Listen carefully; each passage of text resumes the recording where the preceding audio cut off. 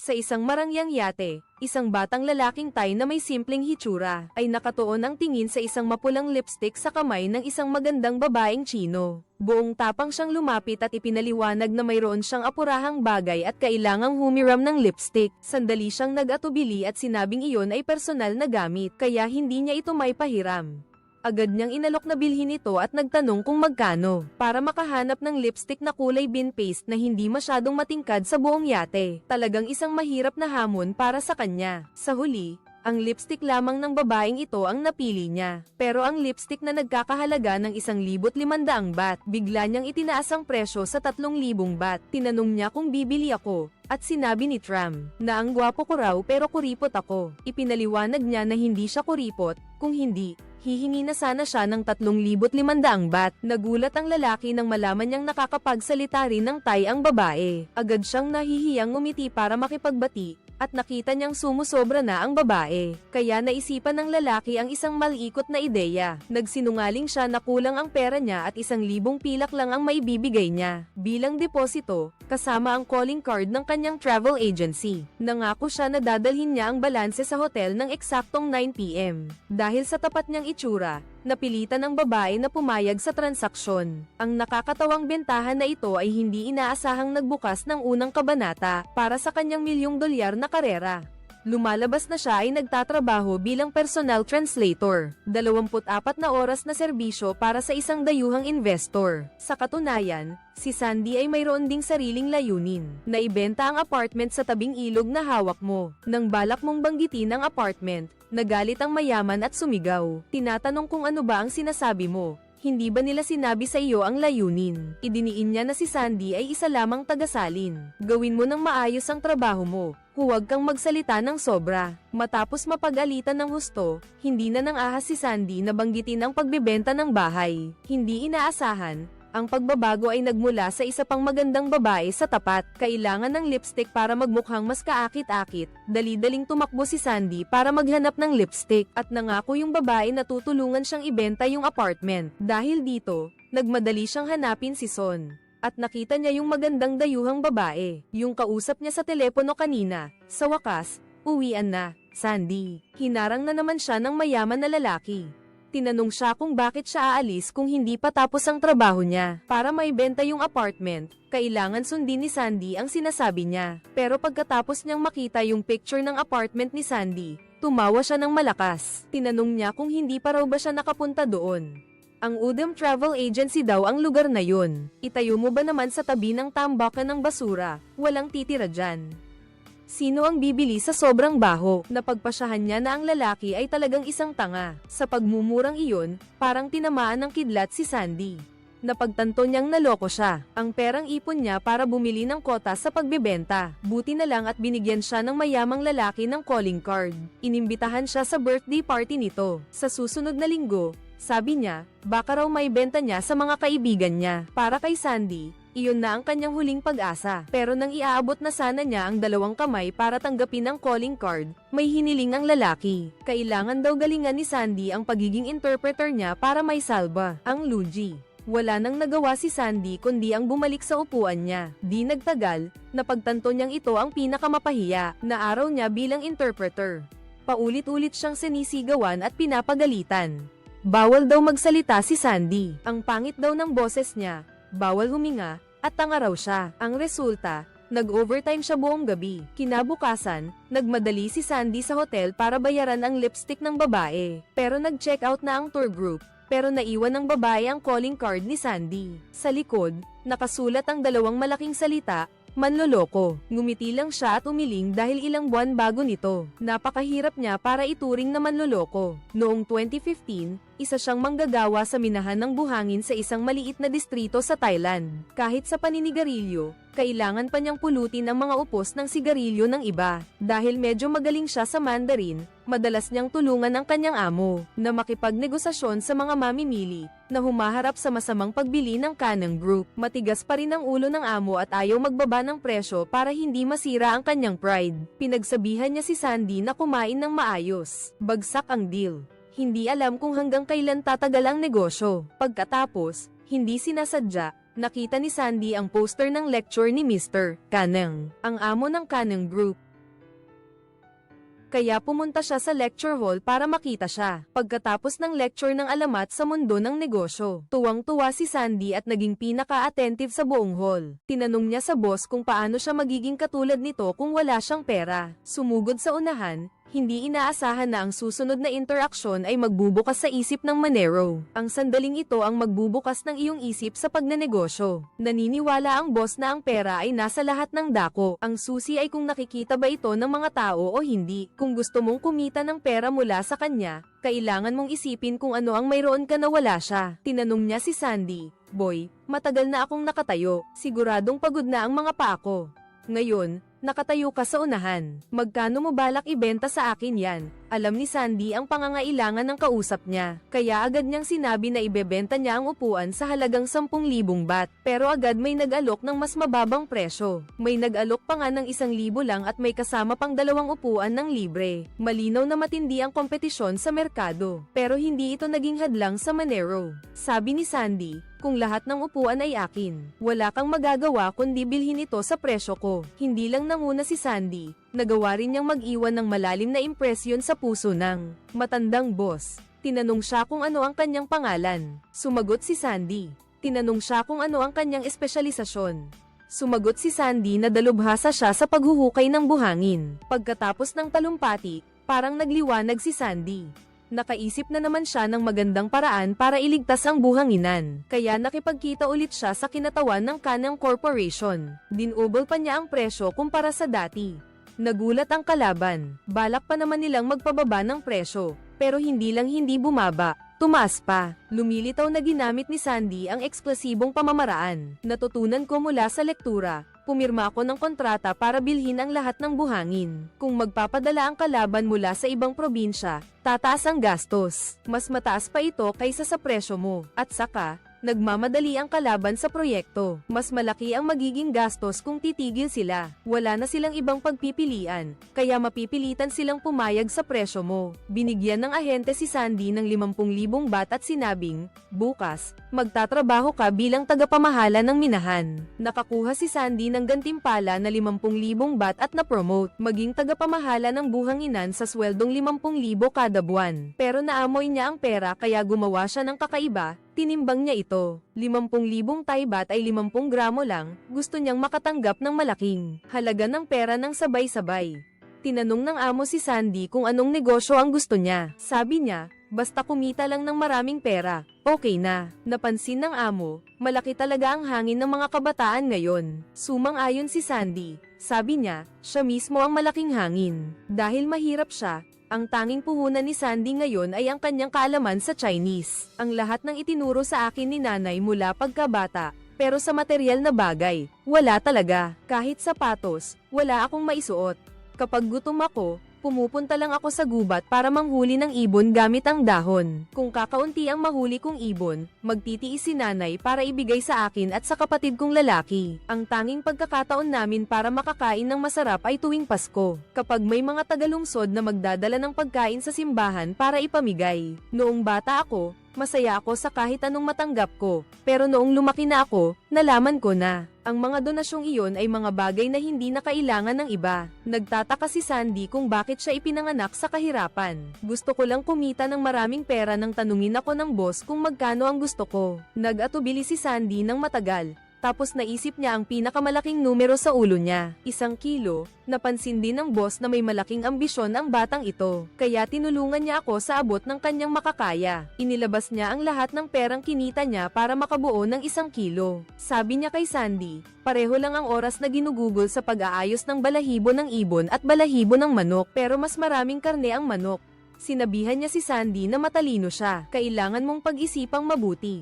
Nakatanggap ka ng tulong mula sa isang mabuting tao. Pumunta si San sa Bangkok para tuparin ang kanyang dakilang pangarap, at nang magkapera siya, ang una niyang ginawa ay nagpadala siya pauwi ng 1 kahon ng candy at pinagbilinan ng kanyang kapatid na alagaan ang kanilang ina.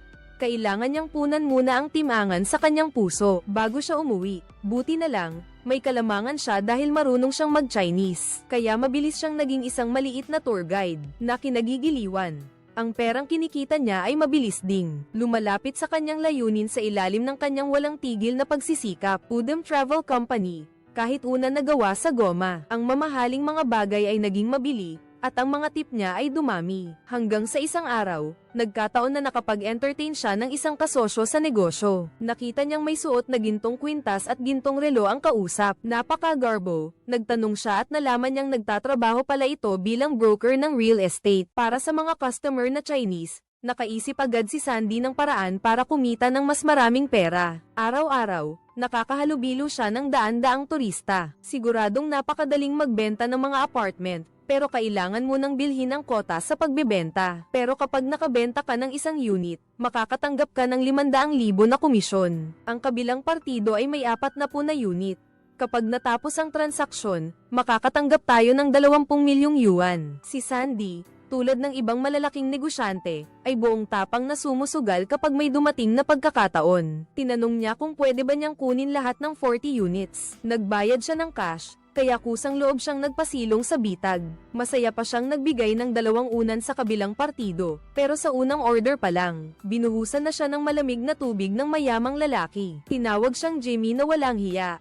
Buti na lang at si Sandy ay may isa pang pagkakataon, pumunta sa Shanghai para dumalo sa birthday party ng mayamang lalaki. Hindi ko akalain na pagpasok ko pa lang, makikita ko na ang nagtatag ng Canang Group. Mayroon ding isang Thai doon. Tuwang-tuwa si Sandy na salubungin ang kanyang idolo, lalo na hindi niya inaasahan na makikilala siya agad nito. Ang mayaman na lalaki ay labis ding natuwa, masiglang inanyayahan siyang uminom, at balak pa siyang ipakilala sa lahat ng kanyang mga kaibigan upang patunayan ang kanyang dakilang tagumpay, ang isang gabi ng kanyang pag-ibig. Ngunit hindi rin nagpapakipot si Sandy. Direkta niyang binuksan ang kanyang pagbebenta ng bahay. Ang pagkawala ng interes na ito ay agad na nagdulot ng inis sa lahat. Nagmadali ang mayaman na magpaliwanag at sinabing magagalit ang mga kaibigan kung ganito. Pero sadyang matigas ang ulo niya. Dahil gumastos na siya ng 10,000 para sa tiket ng eroplano, walang nagawa ang mayaman kundi magtimpla ng isang basong alak. Sabi niya para hindi masira ang ambience, basta inumin ni Sandy ang lahat. Papayag siyang bumili ng isang unit dahil sa awa. Sagot ni Sandy, pumunta siya doon para magbenta ng bahay, hindi para magmakaawa. Tanong ng mayaman, iinom ka o hindi? Kung hindi, umalis ka. Hindi lang seryoso si Sandy, isa rin siyang matigas ang ulo, na sariling katwiran lang ang alam. Tinanong niya kung bibili ba siya ng isang unit. Kung iinom ako ng isang baso, tama ba? Sunod, ilang baso ang iinumin mo? Ilang unit ang kailangan niyang bilhin? Ang pagpapainit ng ulo ay talagang epektibo. Ang mayamang lalaki ay handa ring makipaglaro, panalo na ito para kay Sandy. Tutal, bata pa siya, at buong tapang na ipinahayag sa lugar na iinom siya ng 40 baso. Bibili siya ng 40 unit. Kung hindi ka makainom ng sapat, hindi niya kailangang bumili ng kahit isa. Paano siya mangangahas? Nasabi na niya ito. Hindi maaaring mapahiya ang mayamang lalaki sa harap ng kanyang mga kaibigan. Kaya kinuha niya ang mas matapang na vodka Sefia, na lalong naglagay kay Sandy sa mahirap na sitwasyon. Hindi ko akalain na ang hindi nakakaalam ay walang kinatatakutan. Direkta niyang sinalina ng 40 baso. Dir-diretso niyang ininom ang isang baso. Parang nakasalang sa apoy ang mayaman. Sabi niya, isang baso, pangalawang baso, pangatlong baso. Ang mga nanonood, gustong-gusto pa, kinukumbinsi pa siya. Ang resulta, ininom ni Sunny ang isa't isa. Hanggang sa pagkatapos ng ika-20 baso, hindi na niya kinaya at samuka. Pagkatapos, bumagsak siya sa lupa at nawalan ng malay. Nag-alala na ang mga kaibigan niya. Sabi nila, kapag nagpatuloy ito, may mamamatay. Kung kaya ng mayaman, palalayain ka niya.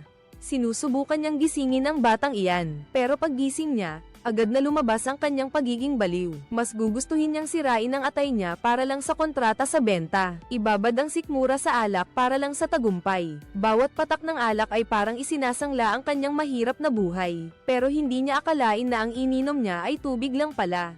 Tinanong ni Sandy kung bakit tubig ang binigay sa kanya, gusto niyang uminom ng alak. Kinuha niya ang lighter at sinunog ang lahat ng alak sa baso. Hindi na ito pastahan, kundi isinasangla mo na ang iyong natitirang katinoan. Sa huli, kahit ang apoy ay nakatingala at lumulunok, sa oras na iyon, mauunawaan mo na ang nasunog ng maaga ay hindi lamang ang 40 bahay. Nang magising si San, kinabukasan na. Sa pagkakataong ito, naalala niyang tumawag para humingi ng tawad sa mayaman. Ang kausap ay nagpakita rin ng asal ng isang malaking negosyante na muntik nang masunog ang buong mansyon. Ngunit hindi ka masyadong pinagalitan, sa halip ay pinakiusapan ka pang dalhin ang pagkain ng aso sa tabi, at Aipo Express Delivery sa Shenzhen kung saan siya nagtatrabaho. Nang magpadala si Sandy ng express delivery, natuklasan niya ang isang napakalaking oportunidad sa negosyo. Sa China, ang pagpapadala ng express delivery ay nagkakahalaga lamang ng NDT5. At sa kanyang pagkamangha, nagsimula na siyang bumuo ng sarili niyang imperyo ng negosyo. Sa kanyang isip, nagsimula siyang magbilang. Ang bilis ng paggawa ng pera ay maaaring kalkulahin sa segundo. Sa kanyang tainga, umalingaw-ngaw ang bilin ng kanyang amo. Parehong oras ang pagbunot ng balahibo ng ibon at pagbunot ng balahibo ng manok, ngunit mas maraming karne ang manok. Nang lumipad pabalik ng bansa si Sandy, may kakaibang nangyari. In-upgrade siya ng isang misteryosong tao sa business class. Nang umupo ako, doon ko lang nalaman na ang nagtatag ng Canang Group ay gustong makipag-usap sa akin dahil nakita niya ang aking pagpupursigi at pagiging masigasig. Gusto niya akong kunin para magtrabaho sa kumpanya. Pero ayaw na ni Sandy na magtrabaho para sa iba. Kung hindi niya makakamit ang kanyang maliit na layunin sa buong buhay niya. Gusto niyang maging unang sumugod, gaya ng sinabi ng kanyang kausap sa kanyang talumpati. Nang may kumpiyansa na banggitin ni Sandy ang pagkakataong iyon sa negosyo, pumayag si Mr. Kanang na bilhin ang lahat ng 40 units, kapalit ng mga sikreto sa negosyo ng binata. Kaya, unti-unting lumitaw ang isang dakilang mapa. Sa paglalarawan niya, ang bayad sa pagpapadala sa Thailand ay 50 baht, pero sa China, 25 baht lang. Ang murang presyo ay nagpapakita ng mataas na kahusayan, kaya, nagplano siyang makipagtulungan sa kumpanya. Gagamitin niya ang murang presyo ng surir ng China para buksan ang merkado sa Thailand. Kapag mura ang bayad sa pagpapadala, bababa ang gastos ng mga negosyante. Kapag bumaba ang presyo ng mga produkto, mas dadami ang mga mamimili online. Kung mas maraming bibili, mas lalaki ang merkado, at ang negosyong ito mo ay mas kikita ng pera. Tinanong ni Mr. Kon si Sandy kung gaano niya gustong yumaman. Sumagot siya na 100 milyong Thai baht ay sapat na para sa kanya habang buhay. Sabi ni Mr. Kon, ang negosyong sinabi niya ay maaaring kumita ng bilyon-bilyon. Kaya kahit walang PPT, nakakuha si Sandy ng unang puhunan para sa kanyang imperyong pangnegosyo. Hindi nagtagal pagka-uwi niya, natanggap niya ang Reg Along ipinadala ni Mr. Kon. Opisyal nang nagsimula ang inyong dalawang pagtutulungan. Pero hindi inaasahan na nang tanggapin ni Sandy ang kinatawan ng kumpanyang Chino. Nagulat siya nang matuklasan na ang Assistant Financial Director ng kabilang panig ay ang babaeng nagbebenta ng lipstick, si Xiao Yu, ang pangunahing responsable sa pagsusuri ng buong team. Nagpasalamat si Sandy sa pagtanggap, at tinanong ng kasama ng grupo kung magkakilala raw ba kayong dalawa. Parehong sumagot sina Sandy at Xiaoyu na hindi sila magkakilala at sinabing ikinagagalak nilang magkita. Sa susunod na itinerary, dinala ni Sandy ang grupo ng Chino sa isang field trip. Lumilikha siya ng ilusyon ng kasiglahan ng industriya ng express delivery. Sa Bangkok, nakuha ni Xiaoyu ang buong proseso. Natuklasan pa niya na medyo pinalaki ng tagasalin ang mga numero. Itinuro niya na sinabi ni Sandy na makapagde-deliver siya ng daan-daang item sa isang araw. Ngunit karaniwan ay 50 lang, at minsan lang umabot ng 100. Dagdag pa ang hindi pagkakaunawaan noon, ang hidwaan sa pagitan ng dalawang yan, ay itinanim na sa pangalawang negosyo.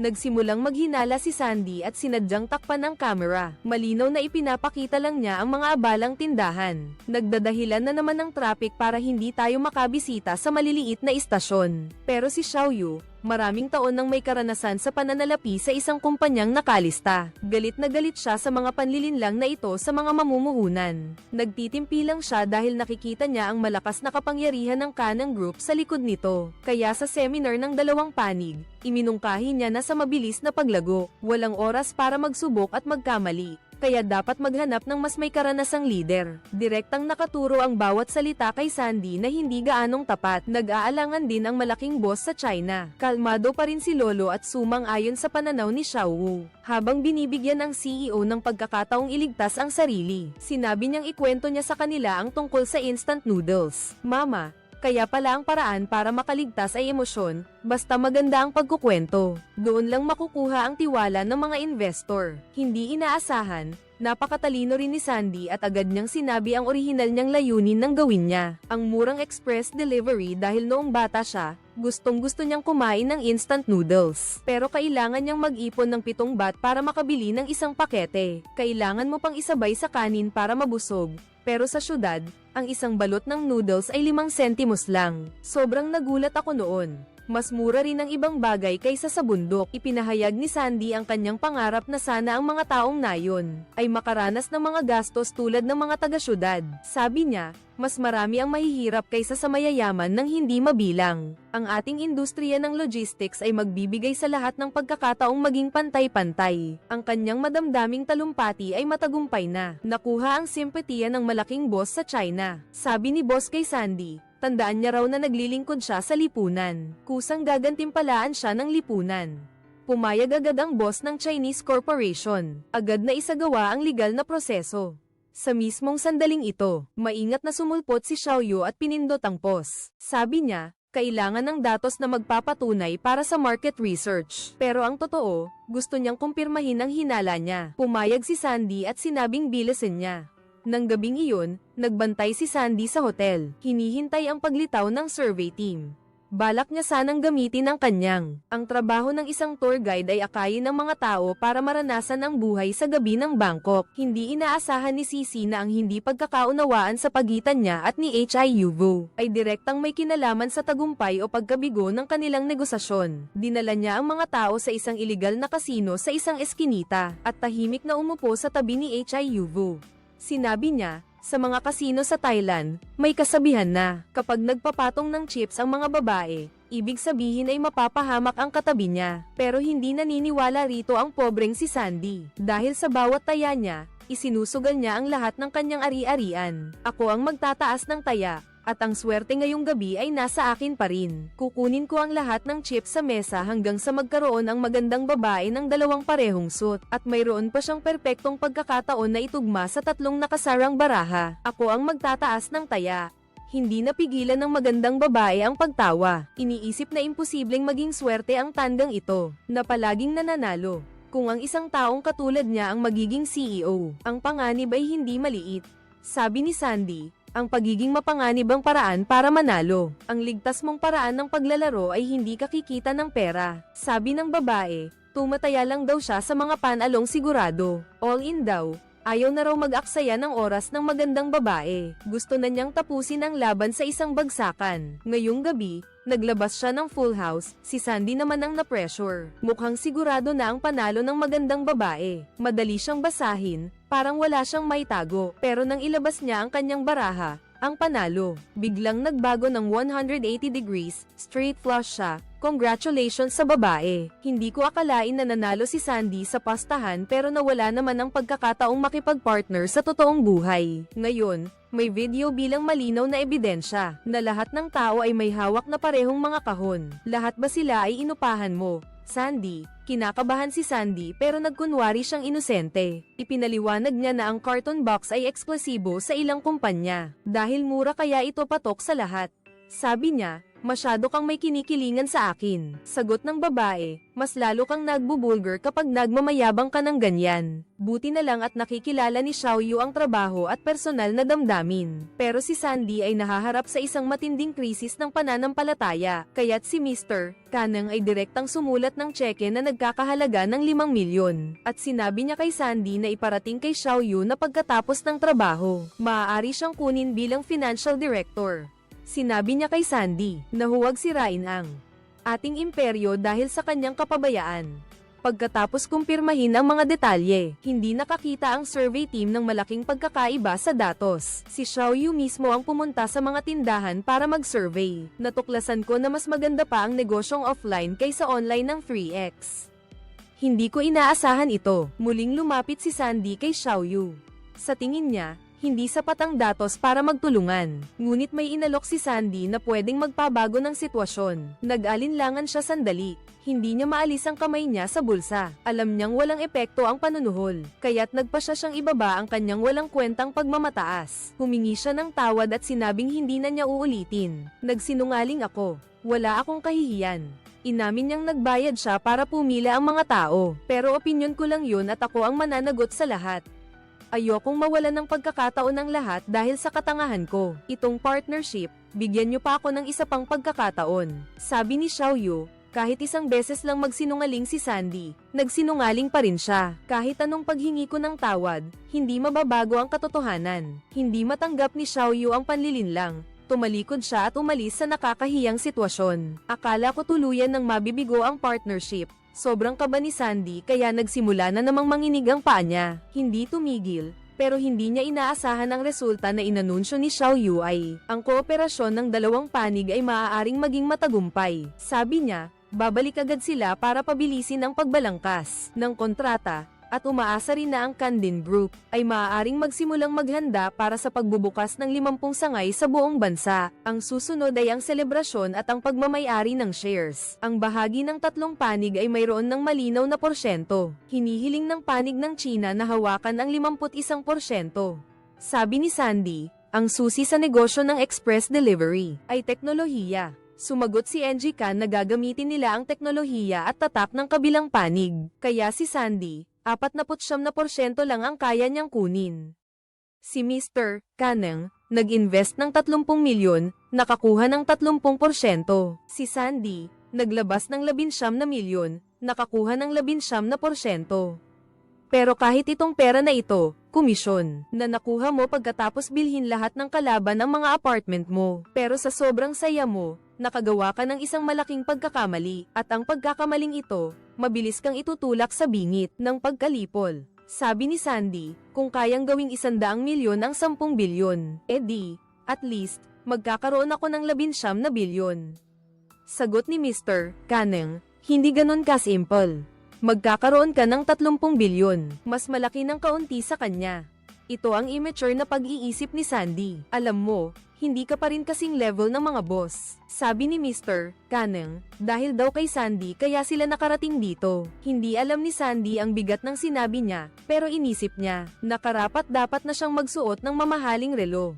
Gusto niyang ibalita ito sa pamilya niya, pero natatakot siyang baka matakot ang nanay niya sa laki ng pera. Pero pagtalikod niya, ipinagmayabang niya sa isang gwapong lalaki, na malapit na siyang magsimula ng isang negosyo, na malaki sa buong bansa, at ang partner niya ay si Mr. Kaneng. Pumunta pa nga sa bahay ng isa't isa, nakita pa ang isang magandang modelo, mukhang kabit ng isa. Nagulat ang gwapong lalaki nang marinig ito. Ngumiti pa at nakipag-apir sa kanya ng palakaibigan. Kinabukasan ay araw ng pag-alis ni Sandy. Nagdala siya ng espesyal na pagkain mula sa Thailand para sa bawat isa sa grupo. Sa pagkakataong ito, nalaman niya ang dahilan kung bakit nagbago ang isip ni Xiaoyu. Lumabas na pumayag ang isa na bigyan ng pagkakataon ang taong nagkamali. Pangalawang pagkakataon, sinabi niya kay Sandy na huwag itong sayangin. Ipinangako niyang hindi niya ito bibiguin, at bago umalis, hiningi mo pa ang contact information ni Xiaoyu. Sabi ni Sandy, napakatyaga mo. Inaanyayahan ka ba niyang magtrabaho rito? Sabi mo interesado ka sa kanya.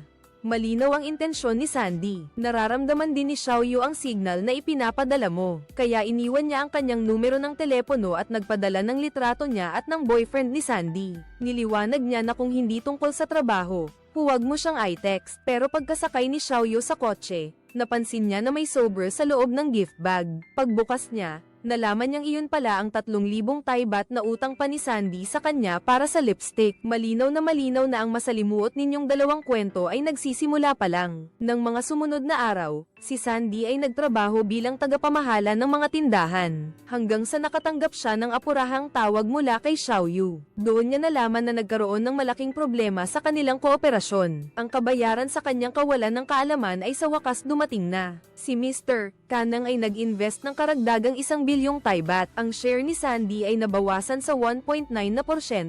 Galit siyang sumugod sa bulwagan. Suot ang kanyang t-shirt ng mekaniko. Hindi akma sa marangyang tagpo ng press conference. Ipinahayag ng host na ang anak ni Kaneng ay malapit ng pamwesto bilang CEO ng sangay sa Thailand. Kaya pala hindi man lang ikinonsidera ni boss si Sandy na mamahala. May plano na pala siyang itulak ang anak niya sa posisyon ng CEO. Nagkomento ang anak ni Kaneng na ang champagne na binili ni Sandy ay napakatapang. Hindi naman talaga sila bagay. Ang panlasa ni Sandy ay paano makukumpara sa isang mayaman na tagapagmana. Gusto pa niyang magpaliwanag pero hinarang siya ni Mr. Kaneng at ng security. Kahit hindi niya matanggap ang resulta, Ang ginawa nila ay ayon sa proseso. Pamantayan, kahit ideya niya ito, pero ang kapangyarihan ng pera ay nagpawalang bisa sa karapatan niyang magsalita, o kaya'y napagkasunduan na ito sa simula pa lang, o kaya'y manahimik na lang, ibinunyag lang ng boss na nagpeke siya. Kailangan din ng malaking shareholder ang isang mapagkakatiwalaang executive director. Galit na tinanong ni Sandy kung gusto na ba talaga nitong nakawin ang ideya niya sa simula pa lang. Sumagot si Kanang na binayaran na niya ang bayad sa impormasyon kay Sandy. Si Sandy, sa galit niya, muling nagpuyos, at mariing ipinahayag na magtatayo siya ng sarili niyang kumpanya, na 10 beses na mas malaki kaysa sa kumpanya nito. Pagkatapos ay babalik siya para tapakan ito. Sumagot si Kanang na duda niyang si Sandy ay isa lamang maliit na insekto, at sinabi sa kanya na tandaan ang katagang ito, ang pamilyar na paghamak ng matanda. Lumikha rin ng isa pang alamat sa negosyo na nagpabago sa sitwasyon. Agad na tinawagan ni Sandy si Xiao Yu para ipahayag. Gusto niyang magtayo ng sarili niyang kumpanya ng delivery. Agad niyang sinabi na kailangan niya ng isang technical team. Hanapan niyo ako ng pinakamagaling, gusto ko ang pinakamagaling. Pagkatapos niyang ibaba ang telepono, sumakay siya sa pinakamalapit na flight. Dumiretso siya sa Shanghai, katulad ng ibang mga startup company. Nakipagkita siya sa isang tech expert sa isang ramen shop. Inayos pa niya ang chopsticks ng formal, pero hindi niya inaasahan na hindi rin basta-basta ang kausap niya, at marunong pa magsalita ng matatas na Thai. Alam na niya ang balak mo, pero isang walang kwentang tanong lang ang tinanong niya. Bakit mo gustong magtayo ng delivery company? Hindi siya nakikinig sa mga kwento ng pag-ibig. Alam din niya ang presyo sa merkado ng Thailand. Ang tanging nagpaantig sa kanya ay pareho kayong may karanasan. Nasaktan at itapon ng inyong mga kasosyo. Sabi niya, ang isang tulad ni Sandy ay hindi kayang magpatakbo ng kumpanya. Nagsisimula pa lang siya, nalaman niya agad na tinanggap na pala ng kausap niya ang alok ng kumpanyang Kaneng. Sa susunod na linggo, lilipad na siya sa Thailand para makipagkita. Ang paghahanap ni Sandy ng talento ay biglang nabigo, at ang umuusbong niyang damdamin ay tila nakatakda na rin, na maging isang panaginip lang dahil si Xiao Yu ay mayroon ng kasunduan sa kasal at malapit ng ikasal. Ang boyfriend ni Xiao Yu ay isang mayamang lalaki, gwapo at may ambisyon. Mukha silang bagay na bagay, pero pagdating ni Xiao Yu sa bahay, nakita niya ang isang sapina mula sa korte. Tinanong ng boyfriend niya kung ano raw yun. Sumagot si Xiao Yu na sapina raw ng korte para sa tatay niya. Sinadya ni Xiao Yu na inisin ang boyfriend niya. Sinabi pa niyang nakatanggap siya ng alok, isang urgent na alok mula sa isang startup company sa Thailand. Sa labas, magtatrabaho raw siya bilang CFO, dagdag pa ang alok na equity. Pero sa totoo lang, isang text lang ang nakita niya. Nakaisip na siya ng mapanganib na plano para iligtas ang sarili niya. Gagamitin niya raw ang 2 taon para kumita ng sapat na dowry sa Thailand, para bayaran ang utang ng tatay niya. Tinanong niya kung matutuloy pa ba ang kasal nila. Pwede bang ipagpaliban muna? Dahil may baliw na negosyante sa puso niya. Tanging ang pagsuporta kay Sandy na nag-aalab ang pag-asa ang may pag-asa. Kaya pala naghintay si Sandy ng 5 araw. Sa wakas, dumating din si Rui Jia, ang mainit ang ulo na baliw na to. Sandy, ang baliw na nagdala ng 10 milyon sa baliw na to. Gagamitin lahat para sa pagpapaunlad ng teknolohiya ng software. Mabilis na pagpapadala, pero hindi man lang kumurap si Rui Jia. Diretso siyang pumasok sa gusali ng opisina ng kalaban. Sabi ni Rui Jia, si Sandy ay talagang isang tanga, hindi man lang niya pinansin. Ang binata ng mga Kaneng, pagdating pa lang, nagtanong na ng lumang tanong. Bakit mo gustong magtayo ng kumpanya ng delivery? Sabi ni Raiji, ang binata ng mga Kaneng ay mahilig sa mainit na tsaa, at mainitan ng ulo. Paano maiintindihan ng mayaman, at hindi rin alam ng mga teki. Gusto lang niya ng diretsahan, habang nagtitimpla pa rin siya ng tsaa at nagpapaliwanag. Para sa mga bata sa bundok, paano nila malalaman ang mga salitang ito? Sawa na ang mga tao sa pakikinig sa Sandy. Sabi ni Raiji, talagang nakakabobo. At ang kwento ng pagsisimula ni Sandy ay nagsimula sa sandaling iyon. Paglabas ni Twikit sa gusaling ito, nakasakay na sa kotse ang hinihintay niyang si Sandy. Pero hindi niya alam na itinuturing pala siya nitong libreng tsuper. Papuntang airport, sinadya niyang magmaneho ng mabagal. Paulit-ulit niyang kinukumbinsi si Twikit na manatili. Nakita niyang kasing tigas din ito ng ulo niya. Nanggigil siyang nagmaneho paakyat ng overpass. Sinigawan ni Twikit si Sandy na isa siyang walang kwentang baboy, walang silbi. Kinuha ni Sandy ang 10 milyong nasa bag niya at sinabing ito ang panimulang puhunan ng kumpanya. Ang pagtanggi nating makipagtulungan kahit isang segundo ay katumbas ng pagkawala ng ganitong halaga. Sabi niya kay Twikit, Tingnan mo raw, basta pumayag lang siyang makipagtulungan. Ang mga parte ninyo sa kumpanya ay hahatiin. Maaari pa ring mapanatili ni Raiji ang buong pagmamayari. Ang source code, Raiji, sumigaw ng ina mo, sa harap, baliw ka ba? Sabi ni Sandy, tingnan mo ito. Sa wakas, nakatagpo ng katapat ang baliw. Sabi ni Raiji, talagang baliw.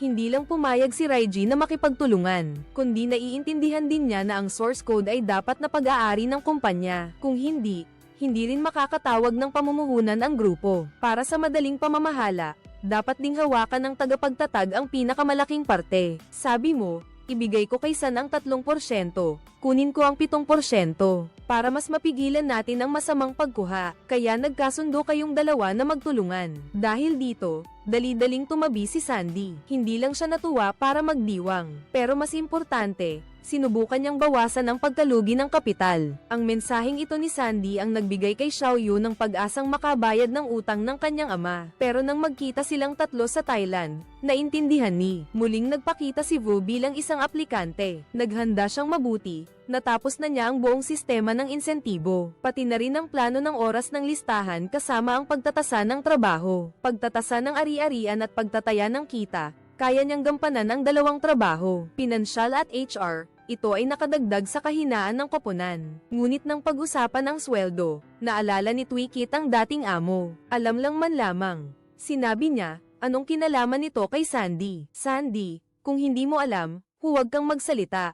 Sabi ni Hiuvo, ayaw niyang man lamang kay Sandy. Gusto lang niyang magkaroon ng parte at gamitin ang pera para bayaran ang utang ng kanyang ama. Pinagalitan siya ni Twikit at sinabihang umalis at magmakaawa kay Sandy. Doon lang niya nalaman na pinapasan pala ni Hiuvo ang malaking utang ng kanyang ama. 100 milyong baht. Nahirapan si Sandy pero nagalit si Twikit. Sabi niya, huwag ka nang magbiro, mangarap ka na lang. Pag-usapan natin ang huling pagsisinungaling mo. Ito lang ang kakaibang paksa sa panayam nilang dalawa. Napilitan si Hiuvo na ikwento ang tungkol sa pagpapaliban ng kanyang kasal. At kaya niyang tiyakin na sa loob ng 2 taon, mapapabot niya ang kita sa 2 bilyon. Sabi mo, kung hindi matatakpan ng butas sa pinansyal, mahigit 8 sa 10 startup company ang masisira ng walang habas. Tinanong ka ni Twikit kung ano raw sinabi mo, at pinasabi ulit sa'yo. Sabi ni Hiuvo, sige, desisyon na yan. Naantig si Sandy sa sinseridad na yun, kaya pumayag siyang magbigay ng 5% ng shares. Hindi na kailangan ng kapital para kay Hiuvo, kaya malaki pa rin ang parte ko, 30% ni Twikit. Hindi na rin kailangang baguhin.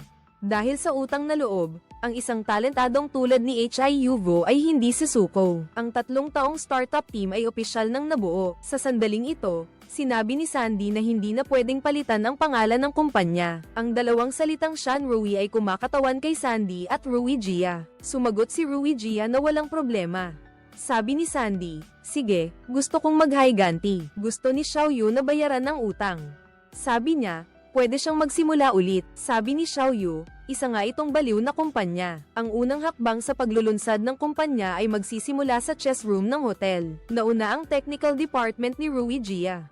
Handa na siyang magpuyat. Kumuha pa siya ng ilang bagong graduate. Agad niyang sinimulan ang pagbibigay ng mga gawain sa lahat. Simula sa demo program para paghandaan si Sandy, at si Xiaoyu para humingi ng puhunan. Inutusan niya ang frontend na tapusin ang interface sa loob ng 3 araw. Ang basic framework ay matagal na niyang natapos. Ang kanyang mainit na ulo na pag-uugali ay nagparamdam sa mga Thai na nakasanay sa relax na kung ano ang tunay na bilis ng China. Sa ganitong paraan, ang development team ay pumasok sa baliw na working mode. Samantala, sina Sandy at Xiaoyu naman ay sinasamantala ang oras na ito para maghanap ng kapital. Ang paraan niya ay kakaiba rin. Ang mga big boss na lumalabas sa mga business magazine ay isa-isa niyang sinusuri. Pagkatapos matukoy ang target, ang dalawa ay walang tigil na pumupunta sa iba't ibang trade fair at exhibition. Ang pangunahing layunin ay magpalitan ng calling card. Sa gayon, makakatok sila sa mga opisina ng mga big boss sa negosyo. Ginagamit din ni Xiaoyu ang kanyang kagandahan para subukang makilala ang mas maraming senior executive sa iba't ibang industriya. Mas mabuti, Ang pangalawang hakbang ay magpadala ng email para magpa-meeting. Pagkatapos, magkita para ipakilala ang software sa pagpapadala na gawa ni Tweakit. Nagmi-meeting sila sa iba't ibang tao, pero paulit-ulit pa rin silang tinatanggihan. Lumipas ang panahon, abala pa rin sina Sandy at Hyuvo pero walang nakikitang resulta. Hindi nila inaasahan na malapit na silang harapin ng isang dagok. Isang mabigat na dagok dahil nagpadala ng imbitasyon sa pagpapadala ang Kanang Group. Naunahan na sila ni Jisoo at nag-organisa ng press conference. 3 tao lang ang nakatanaw mula sa malayo habang sinisimulan ni Kanang ang kanyang talumpati. Sabi niya, lahat daw ay nagmula sa isang kaibigan niya. Isang batang nasa bundok na hindi kailangang magsalita ng marami. Lumaki siya sa kahirapan. Minsan daw sinabi niya sa akin na ang daga ang pinagkukunan niya ng karne. Malinaw na ang ideya ng pagsisimula ng negosyo ni Sandy ay ginamit ng kanyang mga katunggali at ginawang isang nakakaantig na kwento. Bukod pa rito, sabay-sabay na naglunsad ang 500 tindahan sa buong bansa. Ang napakamurang presyo na 25 Thai baht ay inilabas at agad na nagdulot ng hiyawan sa lugar. Nakita ni Sandy na kinukopya ang ideya niya at wala siyang magawa. Sabi ni Tweakit, sa China, kung may kumopya ng modelo ng negosyo mo, ibig sabihin, posible ito. Ibig sabihin, tama ang presyong 25 baht Thai na itinakda mo noon.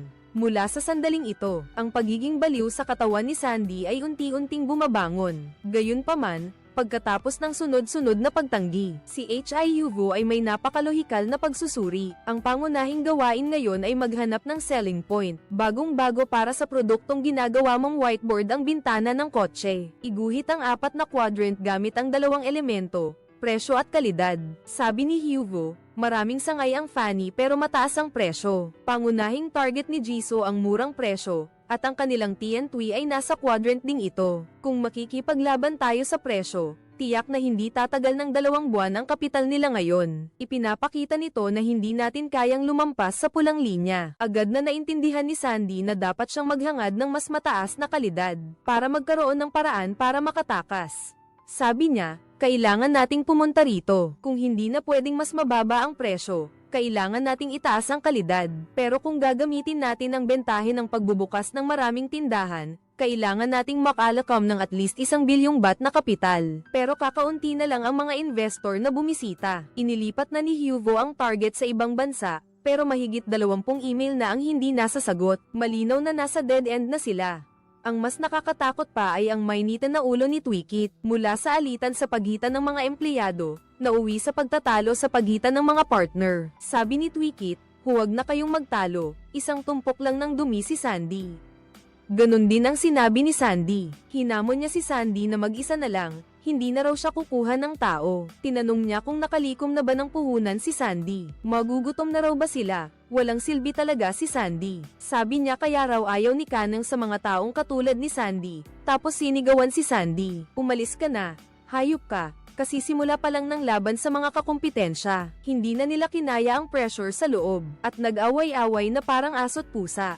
Buti na lang at sa pagkakataong ito, natanggap na rin ni Xiaoyu ang tawag mula sa isang investor na Chinese. Pero nagmamadali na ang oras, 1 oras na lang lilipad na raw ang kausap niya. Nagmamadaling lumabas ang dalawa. Naiwan pa nga ni Xiaoyu ang kanyang sapatos na may takong. Dagdag pa ang malakas na ulan, lalong tumindi ang tensyon. Amoy pulbura. Sumakay na rin si Raiji sa kotse. Silang 3 ay dumiretso sa airport. Binili na ni Xiaoyu ang tiket sa eroplano habang nasa daan. Makikita lang nila si Mr. Wang sa waiting area. Pero sa mismong pintuan ng Jisoo, hinarang sila ng abalang grupo na nagpapadala ng mga kargamento. Tumingin si Sandy at nagtanong, may libre bang pananghalian sa Jisoo kaya ang daming nagpapadala? Sabi niya, lahat sila ay magiging customer natin. Nang makarating ang 3 sa counter, 20 minuto na lang bago magbukas ang gate ng eroplano. Pero 2 lang ang tiket. Kailangang humanap ng paraan si Tweakit para makalusot sa security. Gayunpaman,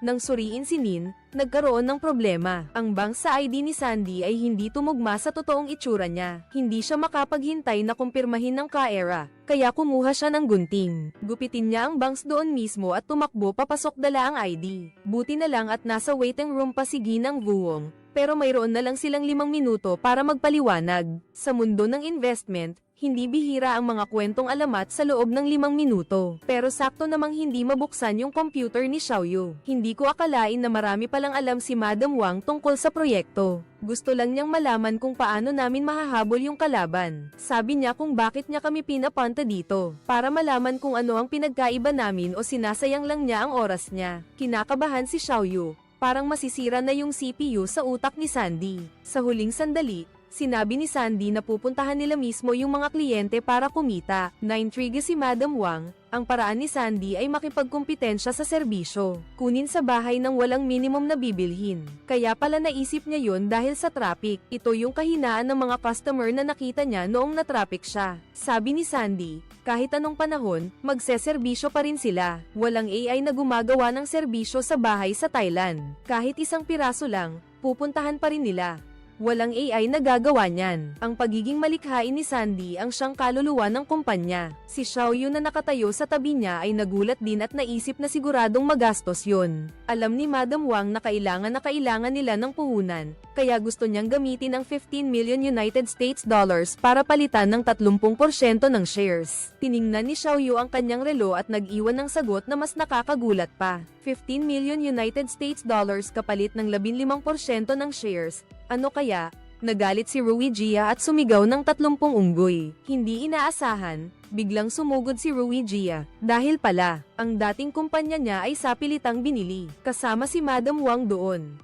Kahit na nagwawala ang baliw, alam ni Madam Wang na wala na silang ibang paraan. Natural lang sa negosyante na maghangad ng tubo. Ang pamumuhunan at tubo ay negosyo rin. Parehong panig ay makikinabang sa mahalagang pagkakataong ito. Tanging ang malaking shareholder na si Sandy ang makakapagdesisyon. Sabi ni Sandy, hindi na raw pwedeng lumaki pa, kung hindi, parang hindi ka na lang dumating. Ito na ang huling katigasan ng ulo ni Sandy. Kaya naman, muli nilang nawala ang pagkakataon. Sabi ni Rui Jia, kung kakagat sila, tapos na ang lahat. Tama lang na pinaalis siya ni Sandy. Sagot ni Sandy, kung wala kang mas magandang ideya, tumahimik ka na lang. Sa gitna ng pagtatalo ng grupo, napansin ni Sandy na tumatawag si Madam Wang. Kaya tuwang-tuwa niyang binuksan ang speaker.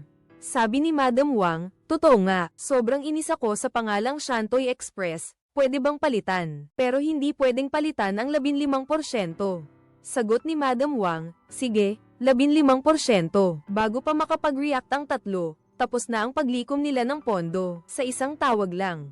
Pero sa gitna ng kasiyahan, nakatulog si Raiji sa upuan dahil 4 na araw na siyang hindi natutulog. Malinaw na kapag nagpadalos-dalos ka, magkakaproblema. Kaya agad na dinala ni Sandy ang development team sa dagat para magdiwang. Pero hindi niya inaasahan na kailangan pa ring sulitin ni Raiji ang bawat libreng segundo para makahabol sa progreso, kaya biglang nagkaroon ng ideya si Sandy. Direkta niyang niyakap ang tech expert at tumalon sa barko. Agad na nahawa ang team at isa-isa ring tumalon sa tubig para magdiwang. Nakakalimutan na naman nila ang isang bagay dahil walang nagsabi sa driver ng barko. Ang lahat ay na-stranded sa gitna ng dagat. Mukhang hindi maganda ang simula ng kumpanya ni Tian Rui. Kasi simula pa lang, nalagay na agad sa sitwasyong parang nawasak ang buong hukbo. Buti na lang, pagkatapos ng isang oras, nailigtas ang lahat. Kahit na bagyo ang kanilang haharapin, ang kumpanya ng express delivery, ang Leiting, ay malapit nang magbukas ng mas maaga sa inaasahan, pero nakakatawa dahil pansamantalang nagpabeya si Sandy, at nakalimutan pa ang letrang H sa gitna ng pangalan ng kumpanya. Kasabay ng pagtaas ng dami ng trabaho,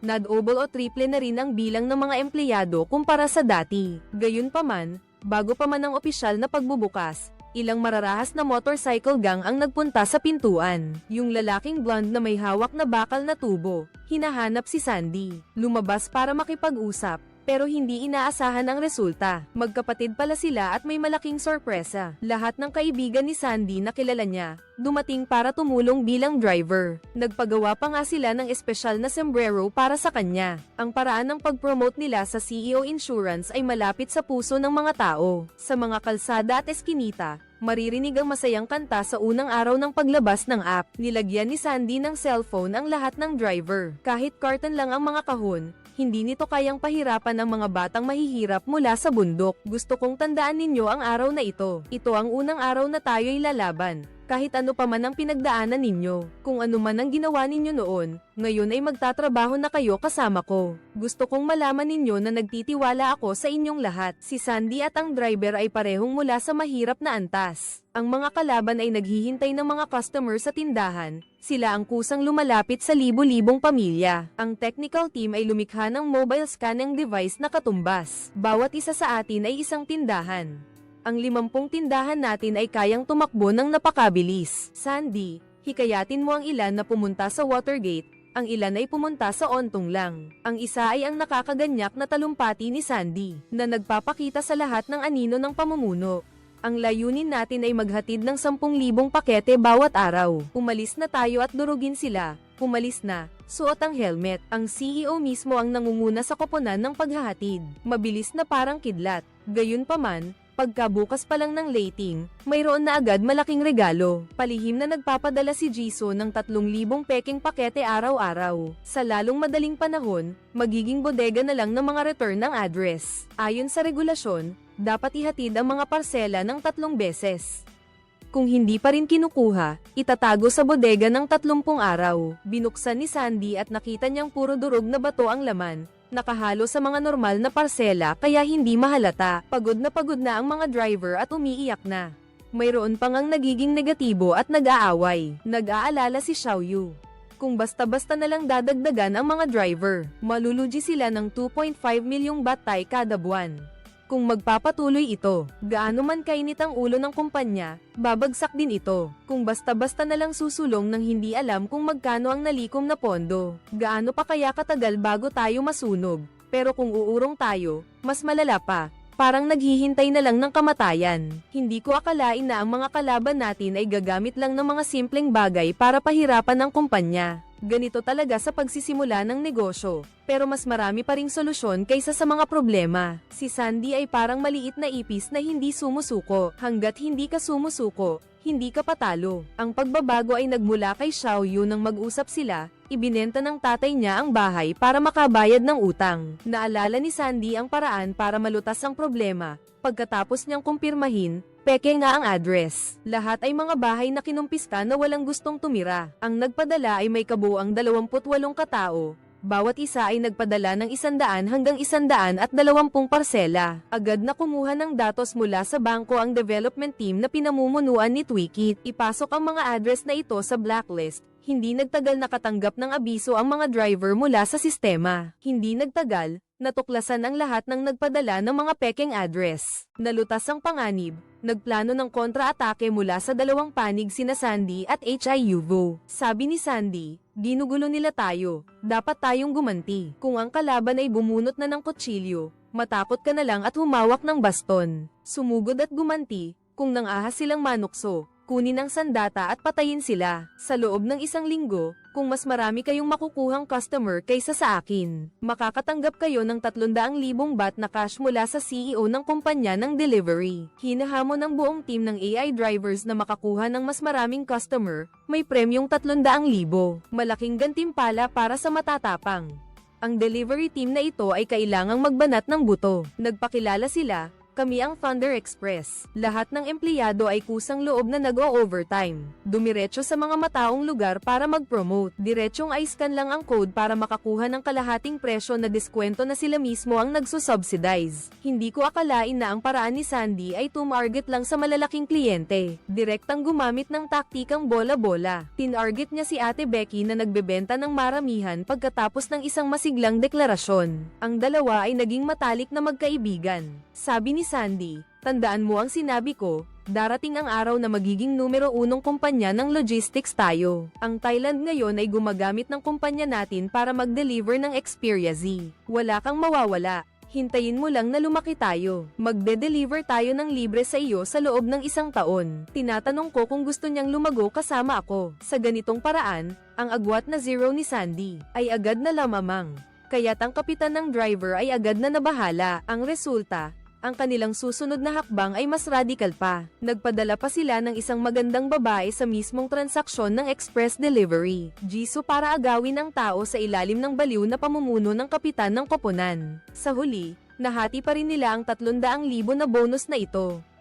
Hindi lang benta, nagsimula na rin si Xiaoyu ng headhunting campaign. Sa usapin ng tauhan, sinabi niya na hindi kailangan ng diploma. Hindi na nag-background check mula kay Jisoo. Agad nagbigay ng 3,000 baht na bonus. May isang empleyado na nagtanong kung interesado si 867, basta't mag-resign ang driver. Agad-agad nagbigay ng 3,000 baht na bonus sa lugar. Sa lakas ng pera, ang bilang ng kanilang mga driver ay unti-unting dumami. Ang resulta, ang lingguhang kita ng kalaban. Mabilis na bumaba ng 17% si Jisoo, at sinibak agad ang marketing director sa meeting. Sumuko na rin ang HR department. Sa loob ng isang linggo, 234 na driver ang nag-resign. Dahil sumali na sa lating ang mga taong ito, ang plano ni Xiaoyu ay tuluyang nagtagumpay. Ang labanang pangkalakal na ito ay isang malaking tagumpay.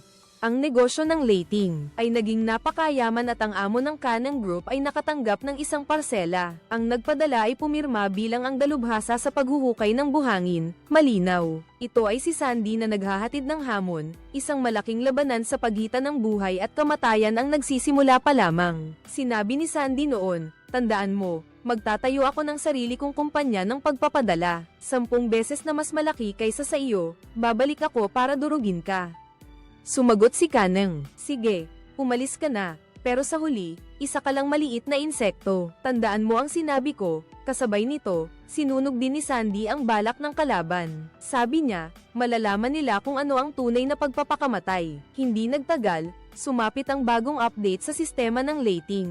Ang mano-manong pag-uuri ay naging matalinong conveyor belt para palawakin ang merkado sa Hilaga. Sinubukan nilang makipagtulungan sa isa pang matagal ng kumpanya ng pagpapadala, pero tinanggihan sila ng kalaban ng walang pag-aalinlangan, si Sandy. Alam niya kung paano makipag-usap sa mga bastos na lalaki. Ang mga taga-Hilaga ay dapat gumamit ng espesyal na paraan ng paglutas. Sa pagitan ng mga lalaki, nagtakda siya ng isang pastahan sa karera. Kung matalo, magpapakalbo ako.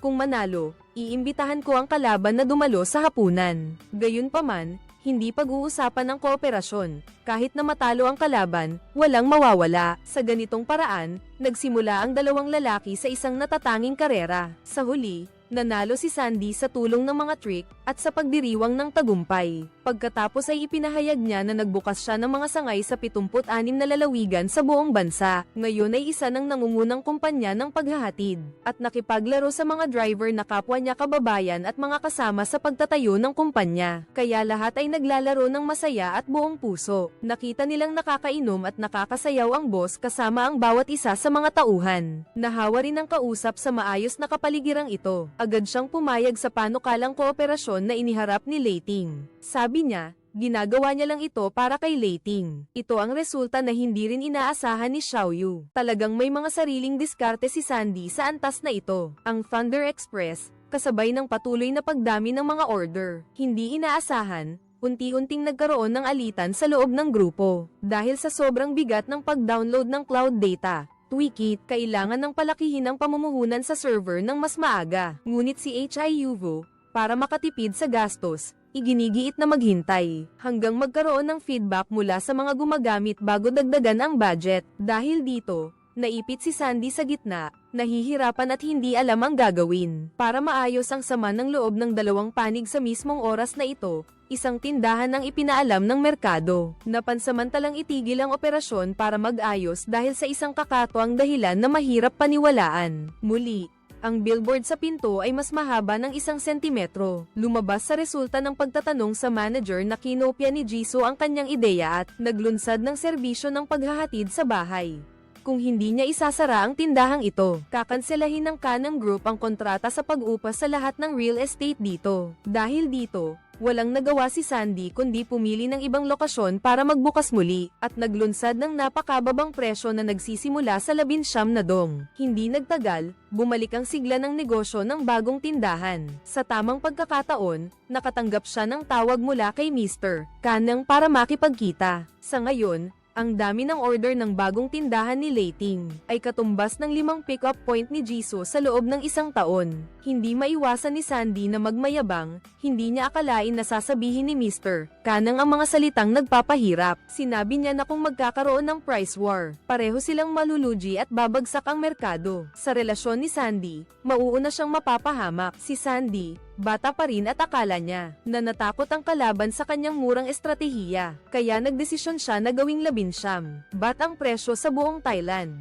Hindi niya alam, nahulog siya sa patibong ng matandang lobo. Malapit nang magkulang sa pera ang Thunder Express. Tinanong ni Xiaoyu si Sandy kung paano niya napababa ang presyo sa 19 na bat. Si Sandy, nagtitiwala sa sarili, sinabi niyang kailangan lang niyang paniwalain ito, na tama ang kanyang desisyon. Kahit tutol na tutol si Xiaoyu, hindi na mababago ang desisyon niya. Para hindi tuluyang malugi, kinailangan ni Xiaoyu na gumawa ng agarang hakbang. Ang bawasan ng sahod ng lahat ng empleyado. Hindi nagtagal, gumawa ng ingay ang murang patalastas ng rating. Dahil dito, biglang dumami ang order. Lahat ng empleyado ay sumali sa laban para mabuhay. Pero hindi nagtagal ang magandang sitwasyon. Dahil sa sobrang trabaho, pagod na pagod ang mga driver, pareho sa katawan at isip. Pero nang dumating ang araw ng pagbabayad ng sahod, nagprotesta ang lahat. Kailangan din nilang buhayin ang kanilang pamilya, kaya nagpahayag sila ng pagkadismaya. Hindi nagtagal, nagsimulang magbitiw sa trabaho ang mga programmer dahil sa pagbaba ng sweldo. Buti na lang, matatag si Twikit sa kanyang prinsipyo. Kung ayaw nyo, umalis kayo, sabi niya. Kaya ko rin naman mag-isa pansamantala, pero nagsimula namang magkaroon ng masamang balak ang mga driver sa harapan. May mga nagnanakaw ng gasolina para ibenta, at may mga gumagawa pa ng peke. May mga nagpapalit ng timbang ng mga parsela para makakuha ng pera.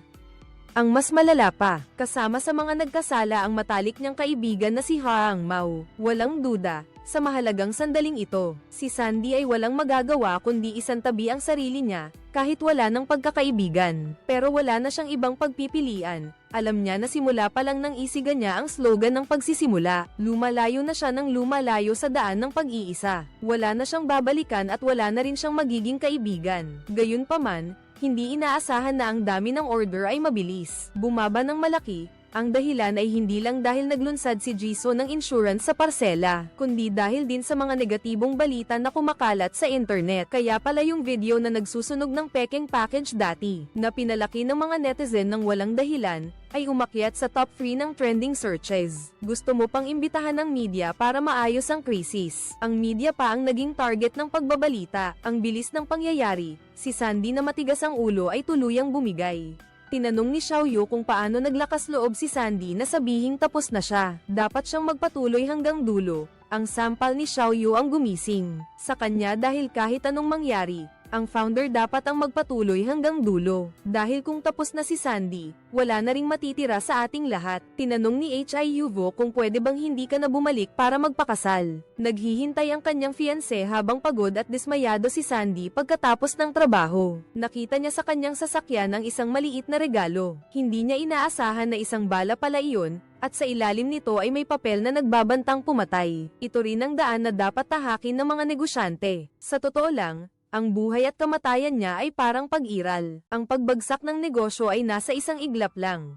Nasa opisina siya, nag-iisip ng matagal, pero wala siyang maisip. Sigurado akong empleyado yan o dating empleyado na may sama ng loob at nananakot sa akin. Pero ang pinakamasamang resulta ay buti na lang panaginip lang. Pero ang panaginip ay madalas na refleksyon ng realidad. Pagkatapos panoorin ulit ang video, nalaman niya na ang nagpadala ng bala ay ang kanyang kapatid. Kapatid niya pala. Kaya pala gusto lang siyang bigyan ng babala, dahil nakita niyang naputol ang pagkakaibigan ng kanyang kapatid. Kung may susunod pa, posibleng mapanganib na ang kanyang buhay. Pero hindi mababaliw, hindi magtatagumpay, bigla na lang nagkasa si Sandy. Tapos, ipinasok niya ng mariin sa kamay ng kapatid niya at sinabi niyang kalabitin nito ang gatilyo para matapos na ang lahat. Sumagot ang kapatid niya na madaling pumatay ng tao. Parang pagsasara lang ng isang negosyo, pero libo-libo. Ang empleyado, paano sila magkakaroon ng trabaho?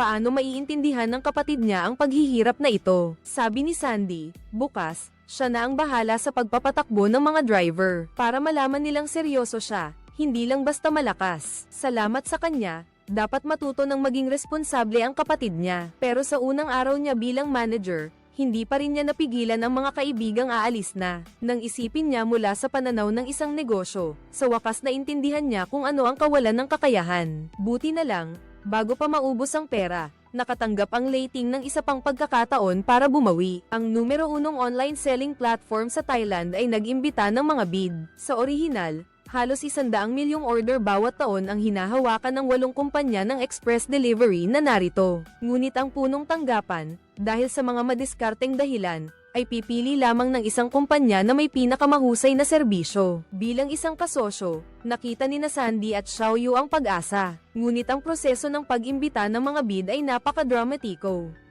Nag-order ang kabilang panig ng mga baso ng champagne, gumagamit ng iba't ibang kumpanya ng express delivery para ihatid. Sabi ng ahente, walang isa man sa kanila ang nakakaalam ng pagsusulit na ito, pero hindi nila makita ang parsela ni Thunder. Hindi mapigil ang manginig na naman ang mga paa ni Sandy. Sa pagkakataong ito, hindi tumatanggap ang kalaban ng anumang sira. Ang 4 na baso ay dapat buo para makapasok sa round ng pagtatasa. Hinihiling niya sa lahat na buksan ang kanilang mga parsela. Buti na lang at dumating sa tamang oras ang matabang tagapaghatid. Halos mahulog pa niya ang parsela dahil sa sobrang kaba. Ang proseso ng pagbubukas at pag-verify ay parang pagbubukas ng mystery box. Ang pagharap sa mga babasagin na gamit na ganito ay talagang nakadepende sa swerte. Sa loob ng kahon ay may 4 na basong kristal, parang 4 na beses na nakaligtas sa panganib. At saka, ang hinihingi ng kalaban ay napakahigpit. Kahit maliit na bitak ay diskwalipikado na. Si Jisoo ay nakapasa na, at si Leiting ay matagumpay ring nakapasa sa pagsubok. Ang mga kumpanyang nakapasok sa ikalawang round ay 5 na lang. Pero ang huling pagsubok ay mas malupit pa. Ang laban ay itinakda sa araw ng pamimili. Sa singles day na ito, mahihirapan ang Sandy. Problema pa rin kung makakatagal sila hanggang doon. Ngunit kailangang ituloy ang larong ito, dahil ang pagkapit sa malaking hita ay nangangahulugan ng muling pagkabuhay. Gusto nilang humingi ng karagdagang pera sa mga mamumuhunan. Hindi nila inaasahan na mag-aalok ang kabilang panig ng isang kasunduan sa pagsusugal. Sabi niya, hindi niya kailangan ng interes, ngunit kailangan itong bayaran sa kanya sa loob ng 6 na buwan. Kung hindi mabayaran, i-convert ito sa mga bahagi na may dagdag na 15%. Sa kabuuan, 30%. Naiintindihan ang pagbabawas ng panganib ng mamumuhunan, pero nagpapakita ito ng tunay niyang kulay. Sinusunog niya ang tulay para sa kalaban, sinasabing malapit nang bumagsak ang kumpanya, pero ganun pa rin siya, isang ahas. Sa pagkakataong ito, pati si Xiaowu ay nagalit at pinatay ang screen. Susubukan na lang din niyang umutang sa bangko. Pero sa panahong ito ng kagipitan, nakatanggap siya ng tawag mula kay Mr. Kanang na gustong makipagkita. Tinanong ni San kung ano ang gusto niyang gawin nang magkita sila ni Xiaowu. Para malaman na gusto niyang bilhin ang kumpanya ng Leiting sa halagang 1.2 bilyong Thai baht. Pero ang pagkikitang ito ang simula ng plano ng matandang Lisek na to. Sabi niya, mas mabuting sumagot kayo agad. Ayaw niyang maghintay. Bukas na tayo magtatrabaho. Nagulat si Xiaoyu nang makita ang sasakyan ng delivery ni Jisoo na nakaharang sa pinto ng kumpanya. Mas nagulat pa siya nang ipahayag ng malaking boss ng kabilang panig na gusto niyang bilhin sa murang halaga. Tanong ni Sandy kung anong ginagawa niya rito. Sagot niya, nalaman niyang gustong ibenta ni Xiaoyu ang kumpanya. Sensitibong usapin na hindi pa napagdedesisyonan kahapon. Ngayon, dinala ako ng matandang tuso sa harap ng mga kasosyo. Malinaw na ang alok ng kabilang panig ay naging gusto ni Xiaoyu na ibenta ang kumpanya. Ang mas nakakatakot pa ay alam ng kabilang panig na ang cash flow ay 23.5 milyon na lang, hindi sapat para mapanatili ang operasyon sa loob ng 2 buwan. Talagang hindi kayang makatagal hanggang sa bidding para sa Singles Day. Malinaw na nailabas ang sikreto sa pananalapi. Bilang CFO, si Xiaoyu ang naging sospek. Talagang veterano, bago magbigay ng presyo, naghagis pa ng bomba. Sinabi niya na inalok niya si Sandy ng 1.2 bilyon. Napaka mapagbigay na presyo nito, pero ang kondisyon ay dapat manatili ang lahat. Tanging ang nagtataglang, si Sandy, ang tatanggalin. Ito ay isang malaking paghaharap sa pagitan ng guro at estudyante. Walang acquisition na nagpapanatili ng buhay. Ang tanging daan ay ang isa'y mawala, ang isa'y manalo. Tinanong ni Sandy kung 10 bilyon, deal. Kung nag-deal talaga siya sa puntong ito, wala rin itong halaga sa merkado. 300 bilyon sa hinaharap. Alam ni Sandy na sinusubukan din ng kalaban na magtagal. Hindi ako pwedeng maging mas magaling sa'yo. Sabihin mo nga, sino sa kanila ang unang mamamatay? Nakita mong sinakop ng 7 matandang lobo, Tapos nagbitaw ka pa ng mapanuksong salita. Kapitan, hindi mo ba naririnig? Lumulubog na ang barko. Sa pagkakataong ito, ang kompetisyon ng kumpanya ay naging personal na paghaharap. Sinabi ni Mr. Kaneng na mag-usap-usap na lang kayo. Pagkaalis ng matandang lobo, ang time bomb ay sumabog nga. Inamin ni Hyuvo na ang presyong binigay ni Kaneng ay ang pinakamagandang solusyon sa ngayon. Pero sa tingin ni Sandy, kapag naibenta na, makakakuha si Hyuvo ng 50 milyon para bayaran ang utang ng kanyang ama. Tinanong ni Sandy kay Xiaoyu kung bakit daw siya nagkakaganyan. Bakit daw niya ipinakita kay Kaneng ang financial report nila. Sagot ni Xiaoyu, hindi raw siya ang nagpadala kay Kaneng. Mayroon daw especially iya sa kumpanya nila. Tanong ni Sandy, hindi ba dapat daw siya ang nagsasabi na may especially iya? Ang especially iya raw na yun ang gustong magbenta ng kumpanya. Akala ba niya si Xiaoyu? Sabi ni Xiaoyu, kasama niyang itinatag ni Sandy ang kumpanyang ito. Malinaw na nahulog sa patibong ang dalawang bata at nag-away. Hindi nila mailabas ang kumpanya sa putikan, at sa huli, puro sakit na lang ang natira sa isa't isa. Tinanong ni Sandy si Xiaoyu kung bakit pa raw siya naroon. Sumagot siya na hindi niya kailangan sabihan siya at aalis na siya. Pagka-uwi niya sa apartment, labis na nabalisa si Xiaoyu. Agad siyang gumawa ng biglaang desisyon. Dala niya ang kanyang malita ng damit nang hindi na nagpapalit at dumiretso sa airport. Pagbalik niya sa Shanghai, ang una niyang ginawa ay makipagkita sa investor na si Ginang Wang, at ibinigay sa kanya ang isang kasunduan. Tinanong siya ni Ginang Wang kung sigurado ba siya. Nagmadaling bumalik si Xiaoyu sa kumpanya ng gabing iyon. Kasabay nito, tahimik niyang dinala ang isang set ng mga dokumento. Gayunpaman, nahulaan na ang resulta. Nagngangalit si San na parang bagyo. Nagdusa rito ang maliit na accountant na naipit sa gitna. Dahil din sa pagtuklas niya kaya naawat ang labanang ito. Lumabas na ang dinala ni Xiaoyu ay isang kasunduan sa pautang na walang interes. Gusto niyang ipagpalit ang kanyang parte sa pera para ipautang sa kumpanya. Ngayon, si President Wang na lang ang makakabili nito. Pero 5% lang ang katumbas ng nakakaawang 34 na milyong Thai baht kahit nakukonsensya si Xiaoyu.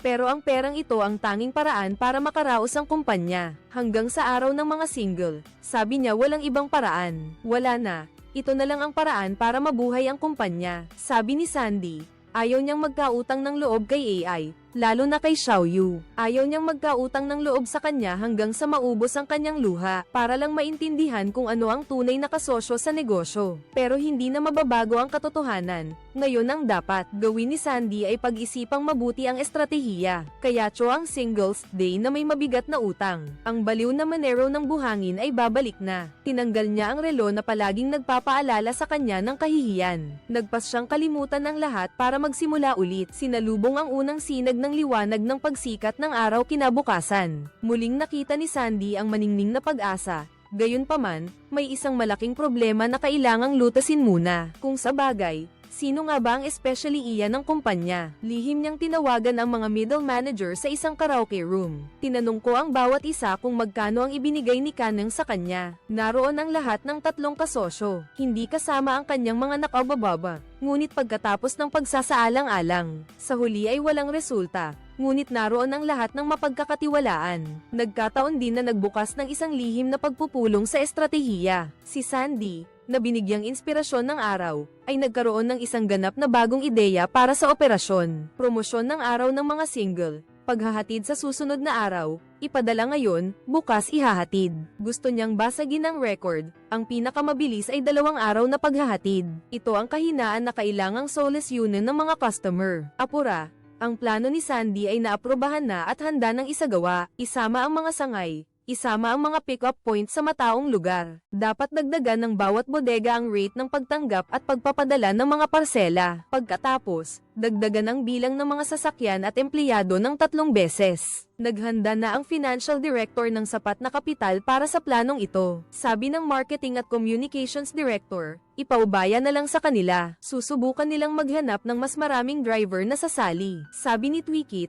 huwag daw tayong mag-alala dahil ang sistema nila ay handa na. Kaya na raw nitong harapin ang ganitong karaming parsela. Sabi ni Hyuvo, unti-unti na raw nilang isasara ang mga sangay na mababa ang kita. Ay tatayra lang daw nila ang mga para sa Singles Day. Sabi ni Twikit, hindi raw nakapagtataka dahil pera ni Sandy ang ginagamit. Kalkulado raw talaga. Sabi ni Hyuvo, Huwag daw siyang biguin ni Sandy. Kung ang Lethan ay gerilyang dalubhasa sa pagdaan sa mga shortcut, ang Jisoo naman daw ay regular na hukbong may magagandang kagamitan. Pero nauubusan na raw ng ideya. Pare-pareho na lang daw ang mga gimmick, pero ang mga especially iya sa kalakalan ay may mahalagang papel. Ang impormasyon ay agad na nailipat sa telepono ng Young Master. Ang huling insider ay lumitaw, at ito pala ang babaeng nakasalamin na may nanay na may cancer at na-hospital. Kahit sinabi niyang ito na ang huling pagkakataon, ang huling pagkakamali ay babagsak pa rin. Guguho tulad ng mga domino sa bisperas ng Singles Day. Ang talumpati ni Sandy bago ang laban na ito. Mukhang napaka-tragiko dahil hindi niya alam pagkatapos ng laban na ito kung makakasama pa ba niya ang mga driver. Pero ngayon, gusto kong magpasalamat sa lahat ng nagtiyaga pa rin dito. Hindi ko alintana kung ano ang dahilan ng pananatili ninyo. Ang mahalaga, may utang na loob ako sa inyong lahat. Ito ang huling pastahan nila. Sabi ni Sandy, sama-sama nilang sasalubungin ang isang bagong bukas. Nangako rin si Twikit sa mga kasamahan niyang nagsisimula, kukunin ang kalahati ng kanyang mga shares. Ibabahagi sa lahat ng narito, kahit na maaaring walang halaga ngayon, pero may magandang kinabukasan. Gusto ko lang magpasalamat sa lahat ng kaibigan na kaya ko. Magkatabi, balikat sa balikat, matatag tayong nanatili rito mula pa noong unang araw. Sabi ni Twikit, nagpapasalamat siya ng labis sa inyo, at ito lang ang maibibigay ko sa inyo. Bakit daw kayo nakatayo lang dyan na parang mga poste ng semento? Magpatuloy kayo sa pagtatrabaho, kayong mga nagtitiyaga. Sa huli, ang mga nagtitiyaga ang siyang nananalo. Minsan, kailangan talagang maniwala sa kapangyarihan ng paniniwala. Humingi rin ng tawad si Twikit sa babaeng nakasalamin. Dahil sa kanyang pagiging mahigpit noon, nangako siyang dadalawin ng ina niya sa ospital pagkatapos ng Singles Day. Kahit handa na sila sa laban na ito, pagkalipas ng 12 oras, natuklasan nila. Nangako rin si Jisoo na magde-deliver sa loob ng 24 na oras. Malinaw na ang ideya ko ay kinopya na naman ng kalaban. Wala na akong mas magandang paraan para labanan ang kompetisyon. Kailangan ko na lang sumugal. Ang mga driver ay nagtatrabaho ng buong magdamag. Pagsikat ng araw, nagmamadali na sila sa bawat sulok. Hindi gaanong nagkakalayo ang dami ng order ng 2 panig. Malinaw na parehong panig ay handa para sa labanang ito. Ang panig ng Lethan ay gumagamit ng 20 minuto bilang isang unit para tapusin ang pagbababa. Sa loob ng takdang oras, hindi nagtagal at lumampas na sa 83,000 ang dami ng order. Pero agad na nakarating ang balitang ito sa telepono ng Young Master. Ang resulta, ang bilang ng mga parsela ni Jisoo ay 77,000 lamang. Kaya agad na nakatanggap ng tawag ang babaeng nakasalamin. Inutusan siya ng Young Master na ay pangako na mag-i-import ng bagong gamot para sa cancer ng kanyang ina. Ang kondisyon ay kailangan lang niyang tumulong sa isang maliit na bagay. Pagkatapos ng ilang pagpupumiglas, sa kabila ng kanyang matinding pag-iisip, lumapit pa rin siya sa bangin ng kasalanan. Nag-login siya sa system ng pamamahala gamit ang kanyang administrator account. Sa isang click lang, maibabalik ang server sa factory settings. Sa pagkakataong ito, si Ruijia ay nagpakita sa may pintuan ng silid ng makina. Napagtanto niya ang seryoso ng sitwasyon at nakapag-isip na ng dahilan. Para sa kalaban, sinabi niya na may oras pa para umatras. Ngunit sa huling segundo, nanaig ang bugso ng damdamin ng babaeng nakasalamin. Ang server ay na-format na, at para maibalik ang sistema, kailangan ng hindi bababa sa 20 oras. Malinaw na wala ng sapat na oras, at ngayon, ang huling especially iya ay nagpakita na. Kahit ang naunang financial report ay gawa rin ng babaeng nakasalamin. Sabi ng babae, malapit na rin naman itong matapos. Kahit hindi ko gawin yan, pareho lang ang resulta. Tinanong ng babaeng nakasalamin kay Twikit kung matutulungan niya ako. Malapit nang mamatay ang nanay ko. Siguro hindi yan maiintindihan ng ibang tao. Kahit magtrabaho habang buhay ang babaeng nakasalamin, hindi niya kakayanin ang gastusin sa gamot. Sinabi ni Twikit kahit malapit nang mamatay ang kamag-anak, hindi yan dahilan para gumawa ka ng krimen. Sa mismong pagkalugi na to, maaaring nakaapekto na sa libo-libo. Pamilya ng mga driver ng Lethan, sinabi ng babae kay Sandy na ipaaresto na ako sa pulis. Sa init ng ulo ni Ruijia, gusto na lang niyang sumugod at sampalan siya. Pero dahil ito ang pinakamahalaga niyang tauhan, naglaan pa rin siya ng kaunting paggalang sa kanya. Sa huli, sinabi ni Ruijia na kasalanan niya ito. Hindi ko nagawang paniwalaan mo ang nakita ko. Sa pagkakataong ito, pinili ni Ruijia na magpatawad, marahil ang pagsisisi ang kasalanan na kailangan niyang dalhin habang buhay. Kahit na huminto na ang conveyor belt sa pag-uuri, hindi pa rin sumuko si Sandy sa kanyang paniniwala sa tagumpay.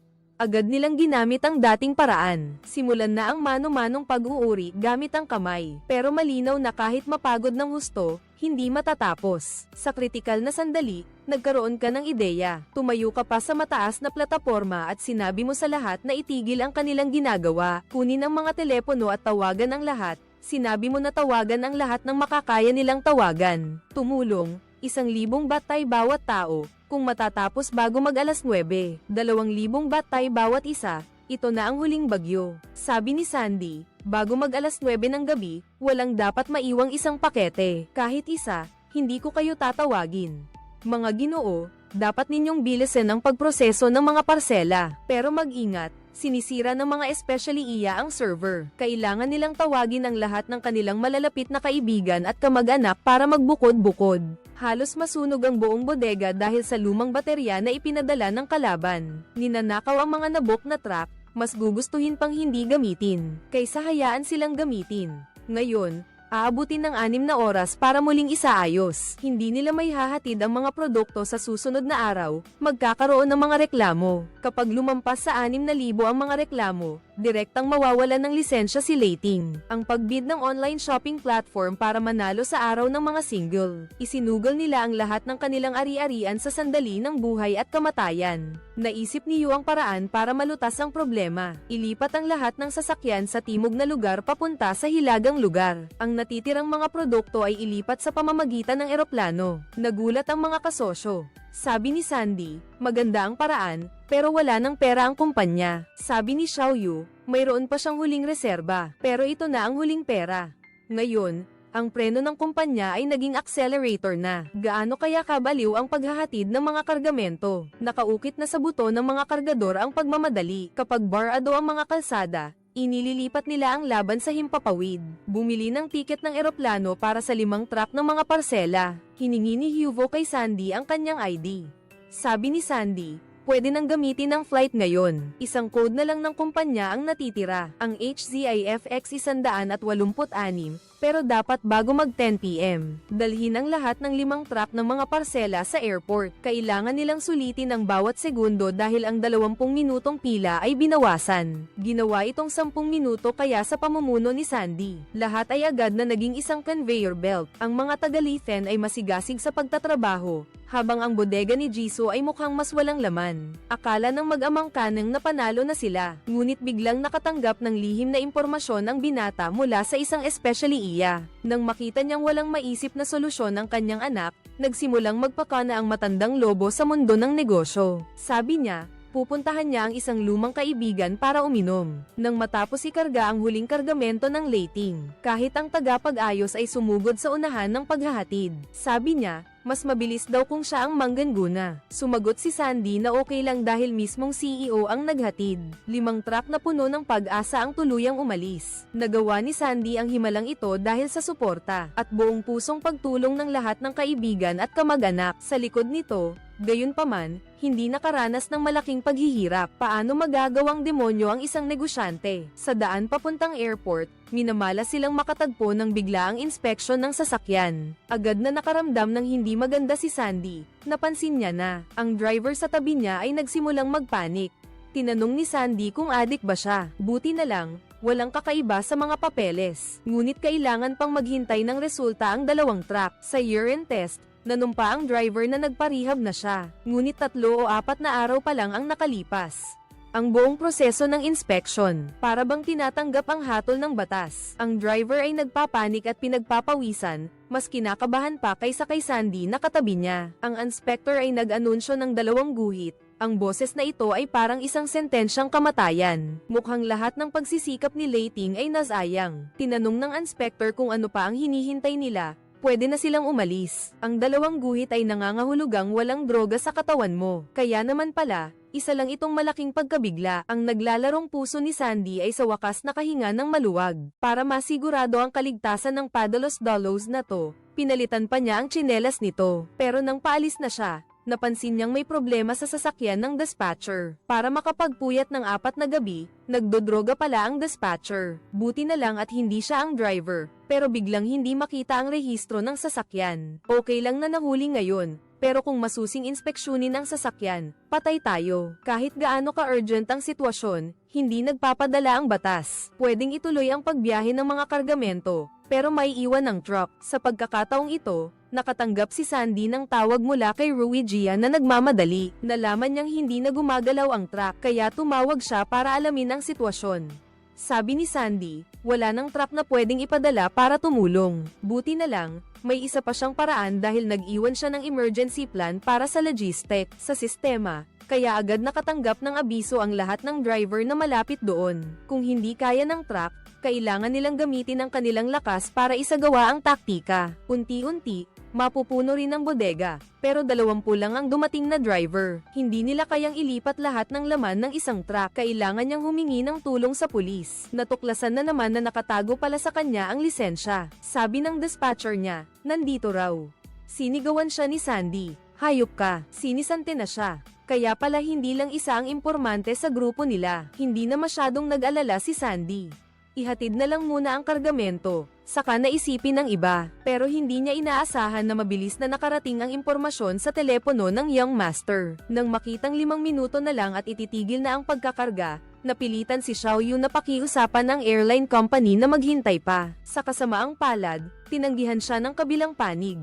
Nang makitang malapit na ang airport, wala nang ibang magawa si Sandy kundi sumugal at apakan ng todo ang gas. Sa mismong oras na yun, biglang umatras ang isang pickup truck at hinarang ang daan. Nagmadali siyang kumabig ng malakas, pero para maiwasan ang banggaan sa kasalubong na sasakyan, tumaob siya. Dahil sa sobrang bilis, nawalan siya ng malay agad sa lugar. Hindi niya alam na sinadya ng pickup truck na harangin ang daan. Ito ay dahil sa utos ng young master na nasa likod. Tama nga na ang negosyo ay parang digmaan sa gitna ng mga espada. Ang mga espada ay walang awa, walang kapayapaan. Kung hindi ka mamamatay, ako ang mamamatay. Natanggap na rin ni Mr. Kang ang mga larawan mula sa lugar ng aksidente. Mukhang mas malupit pa ang anak kaysa sa ama, kahit na 20 driver na ang nakarating sa airport ng nasa oras. Pero kalahati pa ng kargamento ang nasa sasakyan ni Sandy. 3 minuto na lang ang natitira. Mukhang hindi na talaga aabot, pero hindi pa rin sumusuko si Sandy. Patuloy niyang pinupulot ang mga nagkalat na parsela, kahit ang langit ay gumamit ng malakas na ulan para sabihing sumuko na siya. Gusto niyang hamarang ng sasakyan para humingi ng tulong, pero walang gustong tumulong. Sa ganitong panahon, sa mismong sandali na lubos na siyang nawalan ng pag-asa, nakita niya si Huang Mao, yung taong pinaalis, na may kasamang mga tao. Sumigaw si Huang Mao, "Bilasan niyo! Pulutin niyo lahat ng nagkalat na parsela." Hindi na masyadong nagsalita si Huang Mao. Tahimik lang niyang inutusan ang mga kasamahan na tumulong sa pagkakarga. Sabi niya, tumutulong lang daw siya sa kapatid niya. Huwag daw kaming magkamali ng intindi. Matigas man ang bibig ng kausap, pero sa puso ni Sandy, alam niyang ito ang tunay na kapatiran, kaya isang grupo ng maliit na transportasyon ang nagsimula ulit sa paglalakbay, umaasa sa malakas na ulan. Gayunpaman, nakalahati pa lang siya ng daan nang mapansin niyang may nahulog na parsela mula sa overpass. Para manalo siya, hindi niya pwedeng talikuran ang kahit isa. Kung hindi dahil sa biglaang paglakas ng ulan, matagal nang nakahanda ang flight na umalis. Ito ang nagbigay kay Huang Mao ng sapat na oras para maihatid ang kanyang parsela sa huling minuto. Malinaw na hindi na maaaring maghintay pa ang oras, ngunit ang bisikleta ni Sandy ay desperadong nagmamadali pa rin sa daan. Maraming parsela ang nasira ngayon. Hindi na maaaring maantala pa ang sasakyan ni Sandy. May huling paraan pa si Xiao Yu. Kahit hindi na makasakay sa flight ang mga kargamento ni Sandy, buti na lang at walang masyadong parsela ang sasakyang ito, kaya't dumiretso silang dalawa sa terminal ng mga pasahero. Sila mismo ang magdadala ng huling kargamento na ito sa pamamagitan ng kanilang lakas. Kahit na sobra ang timbang ng mga kargamento, balewala yun kumpara sa pagsagip sa kumpanya. Pero isang upuan na lang ang natitira sa eroplano, kaya si Sandy lang ang makakapunta para tapusin ang misyon. Nagtanong si Xiao Yu kung malalagpasan ng Leiting ang pagsubok na to. Magbabago ba ng isip si Sandy? Sabi niya, sabay nilang binuo ang kumpanyang to. Sabay nilang pinangarap ang malaking pangarap na to. Napakaganda talaga. Kahit na ang Leiting ang pangarap ni Sandy, hindi naman ito ang lahat para kay Xiao Yu. May sarili rin siyang pangarap. Saka, may naghihintay na rin sa kanyang kasintahan sa bahay. Ang 2 taong nagmamahalan pero hindi itinadhana, magkayakap na lang sa luha para magpaalam. Pero hindi inaasahan, si Mr. Kanang ay may malapit na relasyon sa boss ng airline para ibaba ang mga parsela ng lating sa eroplano. Hindi siya nag-atubiling mangako na makikipagtulungan sa kanila sa pag-invest sa mga proyekto sa ibang bansa. Hindi nagtagal, nakatanggap ng utos ang mga ground staff na ibaba ang lahat ng kargamento ng Lating Express. Nang tanungin siya kung bakit kailangan talunin ang isang maliit na kumpanya tulad ng Lating, nagbigay si Kanang ng isang malalim na sagot. Sabi niya, may mga taong nagsisimula sa wala, na sila mismo ang nagsisikap. Alam niya kung gaano kahirap umangat at makasama sa mas malalaking grupo. Hindi papayagan ni Mr. Kanang na ang mga ordinaryong tao ay umunlad ng basta-basta dahil ang mga tulad ni Sandy ay sisira sa kanyang grupo. Pero sa pagkakataong ito, nagkamali siya ng kalkula. Ibinaba na ang mga kargamento, isa lang ang kahon. Sinong nakakaalam, tama naman ang flight number. Pero 2 eroplano ang sabay na umalis ngayong gabi. Ngayon, talagang nagkamali ang matandang tusong yan. Ang flight number pala na sinakyan ni Sandy ay FX-184. Sinabi ko na kay Xiaoyu na kapag nakumpirma na ang flight number, huwag mong sasabihin kahit kanino na nahulaan ko na. Sa tabi ko, malamang mayroon pa ring traidor. Sinabi ni Sandy na ang flight number ay dapat ako lang ang makaalam. Ikaw lang ang pinagkakatiwalaan ko ngayon. FX-184 ay nakaalis na, kahit ang boss ng airline ay walang magawa. Kinabukasan, si Sandy mismo ang nagmaneho para sumali sa paghahatid. Ngunit dahil sa sobrang pagod, nawalan siya ng malay. Nang magising siya, nakita niyang hawak ng nurse ang telepono. Walang tigil ang pagtunog ng telepono dahil malapit nang i-anunsyo ng Miley platform ang resulta ng bidding. Agad siyang humiram ng isang laptop. Nagsimula na naman siyang manginig ng paa at sinabi niyang, narito na. Ayon sa resulta, ang eksklusibong partner ng Miley sa buong taon ay binabati kita, Thunder Express. Sumigaw siya, nagawa nila. May iba pa ba? Sa huling sandali ay pinangunahan ni Sandy ang Thunder Express para bumangon mula sa pagkamatay. Ngunit ang Jisoo Express ng Kanang ay isinanib sa pinakamalaking kumpanya sa Thailand, ang Fanny. Hindi maaaring pumikit ang mga malalaking shareholders sa China. Patuloy na bumababa ang halaga ng merkado. Kaya kahit ayaw magbenta ni Young Master, wala siyang magagawa. Nabalitaan ko na gusto pang bilhin ni Fanny ang Lating, pero tinanggihan siya agad ni Sandy. Sa tingin ko, hindi sila magtatagal. Hindi madaling makarating sa puntong ito. Unti-unting lumalaki ang Lating ni Sandy. Pero bakante pa rin ang posisyon ng financial director. Dahil lagi mo itong inilalaan kay Xiaoyu sa puso mo. Hindi ako naglakas loob na dumalo sa farewell party. Nalaman ko lang sa pamamagitan ni Rui Jia. Nung araw na yun, umiyak si Xiaoyu ng 2 oras. Sabi ni Rui Jia, ayos lang yan, aalis din naman siya balang araw. Sandy, huwag ka na ring magpakomplikado. Ang bilis ng panahon, 2021 na. Ang may-ari ng beach, ginagawa pa rin ang dati niyang trabaho. Sa dyaryo nakita niya ang isang pamilyar na figura. Ang lating ni Sandy ay may market value na higit sa 30 bilyon. Sa puntong ito, naglakas loob na siyang sabihin sa kanyang ina ang tungkol sa kanyang karera, ang pinakamalaking negosyo niya. Pero ang kanyang ina, mula noong unang araw na nag-deliver siya, alam niyang ang kanyang anak ay may mas malaking kinabukasan. Sabi ng lola mo, ipinagmamalaki ka raw niya.